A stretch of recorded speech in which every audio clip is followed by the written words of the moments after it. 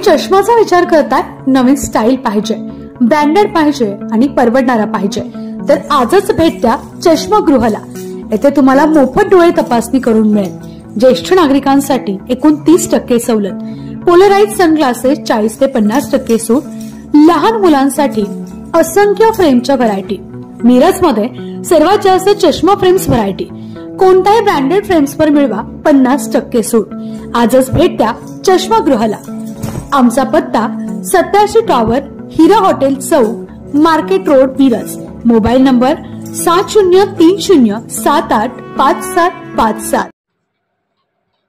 भारतानं न्यूझीलंडचा पराभव करत चॅम्पियन्स ट्रॉफीवर कोरले नाव। मिरजेत फटाक्यांची आतषबाजी करत केला जल्लोष। किरकोळ अपवाद वगळता पोलिसांनी केला सौम्य लाठीचार। भारतानं न्यूझीलंडचा पराभव करत चॅम्पियन्स ट्रॉफीवर नाव कोरलं। भारताच्या विजयानंतर देशभरात उत्साह आणि जल्लोष होता, त्यात महाराष्ट्रही मागे नव्हता। पुणे, मुंबई आणि मिरजमध्ये चाहत्यांनी रस्त्यावर येत आपला आनंद साजरा केला। भारताच्या विजयानंतर जल्लोष करताना सांगलीच्या मिरजेत जल्लोषावेळी 2 गटात घोषणाबाजी झाली।